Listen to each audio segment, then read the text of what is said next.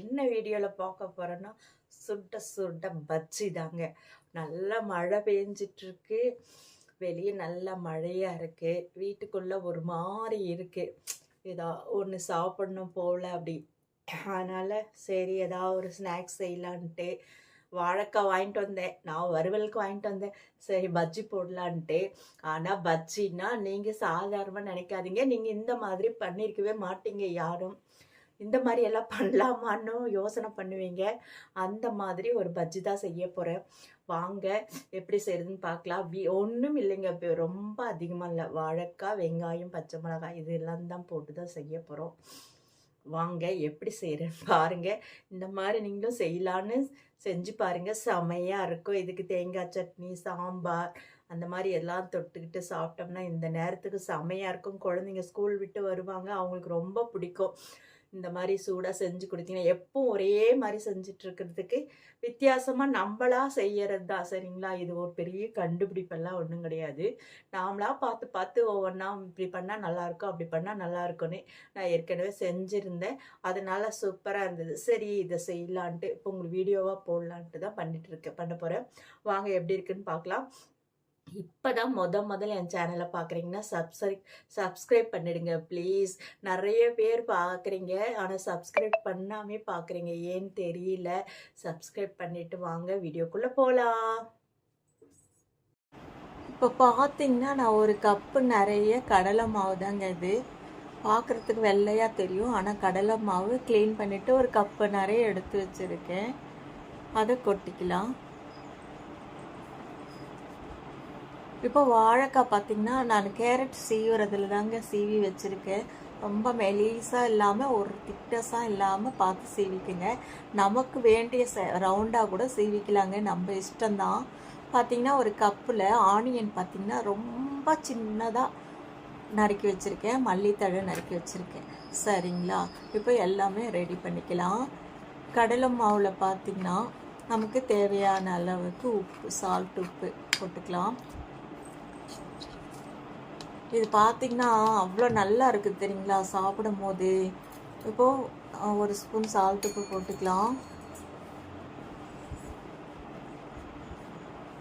இதுக்கு கார சட்னி கூட ரொம்ப நல்லா இருக்குங்க, நான் செஞ்சுருக்கேன் ஒரு டைமு. நீங்களும் அந்த மாதிரி கூட ட்ரை பண்ணி பாருங்கள்.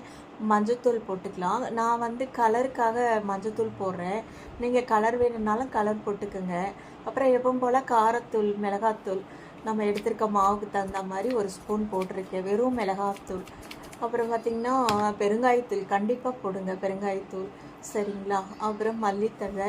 நம்ம ஆனியன் பண்ணி பாருங்கள், எவ்வளோ குட்டியாக சாப் பண்ணி வச்சுருக்கேன், அது போட்டுக்கலாம். இதை வந்து நம்ம உருண்டையாக போண்டா போட்டோம்னா போண்டாவாக போட்டுக்கலாம். நான் வந்து இதில் பஜ்ஜி போடலான்ட்டு பண்ணிகிட்ருக்கேன். நீங்கள் இதோட கூட நீங்கள் இன்னும் கொஞ்சம் சோடா உப்பு, சமையல் சோடா போட்டு கூட நீங்கள் இது பண்ணிக்கலாம். சரிங்களா? போண்டா போட்டுக்கலாம். இப்போ பார்த்தீங்கன்னா முக்கியமானது இட்லி மாவு தாங்க.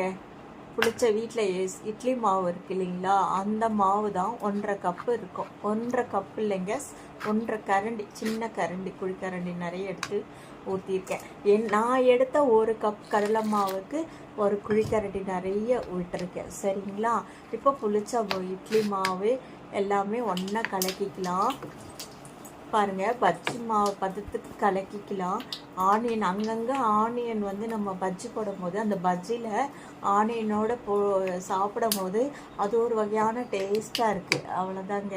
இப்போ எண்ணெய் காயட்டும். நான் எண்ணெய் விட்டுருக்கேன், காஞ்சிட்ருக்கு. இப்போ வாழைக்காவை நல்லா காஞ்சப்புறம் அந்த வாழைக்காவை எப்பவும் போல் பஜ்ஜி மாதிரி எடுத்து போட வேண்டியதாங்க, சூப்பராக இருக்கும். இப்போ எண்ணெய் நல்லா காயினாங்க, ஆயில் வந்து காயாமல் போடக்கூடாது, அப்புறம் எண்ணெய் குடிக்க ஆரம்பிச்சோம் பார்த்தீங்களா. அப்புறம் நம்ம மாவில் தொட்டு எடுத்து போட்டுக்கலாம். அவ்வளோதாங்க. நல்லா புசுன்ட்டு அதே நம்ம சாதாரணமாக செய்வோம் இல்லைங்களா வாழைக்காய் பஜ்ஜி, அதே மாதிரி தான் நல்லா இருக்கும். ஆனால் இது கொஞ்சம் டேஸ்ட்டாக அங்கங்கே மல்லித்தழை, ஆனியன் இந்த மாதிரி இருக்கும்போது சாப்பிட்றதுக்கு செம்மையாக இருக்கும். பார்த்தீங்களா எப்படி இருக்குது?